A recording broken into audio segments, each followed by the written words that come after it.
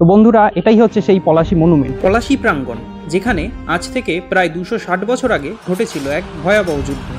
যেই যুদ্ধে বিপুল সেনাবাহিনী থাকা সত্ত্বেও মির্জাফর ও তার অনুগামীর বিশ্বাসঘাতকতায় পরাজয় স্বীকার করতে হয়েছিল বাংলার শেষ স্বাধীন নবাব সিরাজউদ্দৌলাকে। চলুন আজ আপনাদের সেই ঐতিহাসিক স্থান ঘুরে দেখাবো, আর দেখাবো বর্তমানে সেই স্থানের অবস্থা। আমাদের বাড়ি থেকে পলাশীর দূরত্ব মাত্র 30 কিলোমিটার, তাই বাড়ি থেকে বাইকে করেই বেরিয়ে পড়লাম।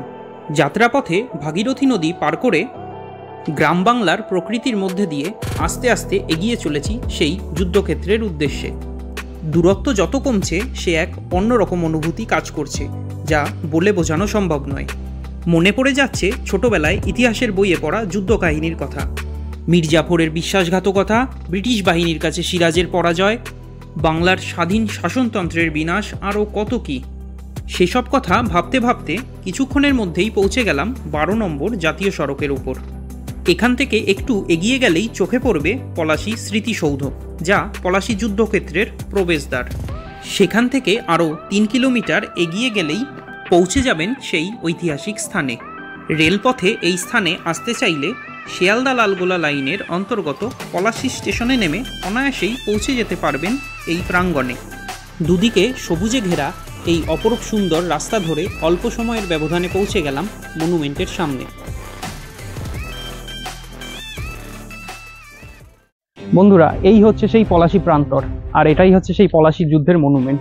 আজ থেকে প্রায় 260 বছর আগে এখানেই হয়েছিল এক ভয়ঙ্কর যুদ্ধ, যেই যুদ্ধ হয়েছিল ইংরেজ এবং নবাব সিরাজউদ্দৌলার সাথে, আর যেই যুদ্ধের ফলস্বরূপ বাংলার শেষ নবাব সিরাজউদ্দৌলা পরাজিত হয়। এই স্থানে দাঁড়িয়ে কিছু সময়ের জন্য চোখ বন্ধ করে ভাবুন সেই দিনটির কথা। শুনতে পাবেন তরবারির ঝনঝনানি, ঘোড়ার পায়ের শব্দ, হাজারো মানুষের চিৎকার, আর্তনাদ। সব মিলিয়ে সংগঠিত হয়েছিল বাঙালির মুক্তির লড়াই। দিনটি ছিল 23শে জুন 1757 খ্রিস্টাব্দ। ইংরেজদের মাত্র 3000 সেনার বিরুদ্ধে ছিল নবাবের 50,000 সেনা। তার মধ্যে মাত্র 5000 সেনা যুদ্ধে অংশগ্রহণ করে, আর বাকি 45,000 সেনা মির্জাফরের নির্দেশে পালন করে নীরব দর্শকের ভূমিকা। ফলস্বরূপ বাংলার শেষ স্বাধীন নবাব সিরাজউদ্দৌলা পরাজয় স্বীকার করতে বাধ্য হন।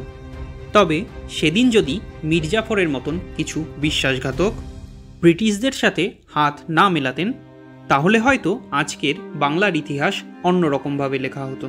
হয়তো আমাদেরকে ইংরেজদের কাছে 200 বছরের গোলামি খাটতে হতো না। বিশ্বে আরও প্রসিদ্ধ জাতি হিসাবে পরিচিত হয়ে উঠত বাঙালি জাতি। সেই সব দুঃখ বেদনা বুকে জমিয়ে রেখে পলাশী প্রান্তরে একলা অসহায়ভাবে আকাশের দিকে চেয়ে দাঁড়িয়ে রয়েছে অবহেলিত এই স্মৃতিস্তম্ভ। এই মনুমেন্টটি 2007 সালে তৈরি করা হয়েছিল, আর এই মনুমেন্টের কাছে গেলে দেখা যাবে এখানে মনুমেন্টের গায়ে অনেক নাম লেখা রয়েছে। যাই হোক, এই জায়গাটা আরও ভালোভাবে সংরক্ষণের প্রয়োজন আছে, যেহেতু একটা হিস্টোরিক্যাল প্লেস। আর মনুমেন্টটার চারিদিকে কিছুই নেই, সামনের দিকে শুধু কিছু বিবরণ দেওয়া রয়েছে। আর আমার এই দিকে ঠিক ডান দিকে ঘুরলে দেখা যাবে একটি আম বাগান। অনেকে বলে থাকে এই আম বাগানেই নাকি সেই যুদ্ধ হয়েছিল, আর এই আম বাগান বর্তমানে এখন সরকারি রক্ষণাবেক্ষণের আন্ডারে রয়েছে।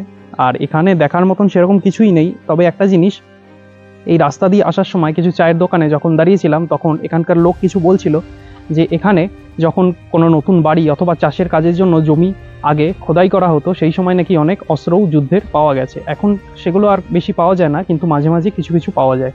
মেন মনুমেন্টের ঠিক বাইরে এখানে রয়েছে সিরাজউদ্দৌলার সুন্দর একটি মূর্তি, যেটা তৈরি করা হয়েছিল বাংলাদেশ, ভারত আর পাকিস্তান পিপলস ফোরামসের তরফ থেকে 2007 খ্রিস্টাব্দে।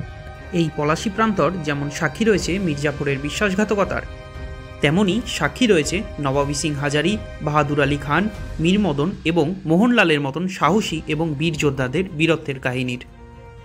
চলুন সেই বীর যোদ্ধাদের নামে উৎসর্গ করা স্থানটি পরিদর্শন করে আসি। তো পলাশী মনুমেন্টের থেকে ঠিক কিছুটা দূরেই 500 মিটার মতন হবে হয়তো, এরকম মাঠের মাঝখান দিয়ে আমরা যাচ্ছি। আরেকটা এখানে পুরনো মনুমেন্ট আছে, আমার ঠিক সামনেই রয়েছে, চলো দেখাই তোমাদের। ঠিক এখানটা রয়েছে মনুমেন্টটা। এখানে 3টে আলাদা আলাদা মনুমেন্ট রয়েছে। মীর মদন ছিলেন নবাবের বিশ্বস্ত গোলন্দাজ সেনাপতি। নবাবের 45,000 সেনা যখন নীরব দর্শকের ভূমিকা পালন করে, ঠিক তখন মাত্র 3,000 সেনা নিয়ে ইংরেজ বাহিনীকে একেবারে কোণঠাসা করে ফেলেন মীর মদন ও তার সঙ্গীরা।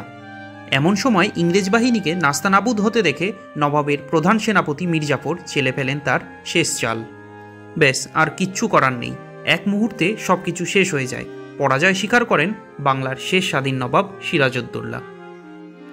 এখানে রয়েছে 3টি পিলার, যার মধ্যে এই বাঁদিকেরটা রয়েছে লেখা নওয়াবী সিং হাজারি, আর এই ঠিক ডান দিকে রয়েছে বাহাদুর আলী খান, আর এই মাঝেরটা রয়েছে বক্সি মীর মদন। এই পরাজয়ের পরেও মানুষের মনে, মানুষের হৃদয়ে রয়ে গেছেন সিরাজউদ্দৌলা ও মীর মদনের মতন বীর যোদ্ধারা। বুক ভরা বেদনা এবং বেশ কিছু স্মৃতি সঞ্চয় করে আমি চলেছি এই পলাশী প্রাঙ্গণ ছেড়ে। আশা রাখছি ভবিষ্যতে মানুষ এই ঐতিহাসিক স্থানটিকে আরও চিনবে এবং জানবে। এই বলেই আজকের ভিডিও শেষ করছি। আপনাদের যদি এই ভিডিওটি ভালো লাগে তাহলে অবশ্যই চ্যানেলটিকে সাবস্ক্রাইব করবেন এবং ভিডিওটিকে একটি লাইক করে দেবেন। আপনাদের লাইক এবং সাবস্ক্রাইব আমাকে অনুপ্রেরণা জাগাবে আরও এই রকম ভিডিও তৈরি করতে। তো দেখা হচ্ছে আবার পরের ভিডিওতে, ততক্ষণের জন্য টাটা।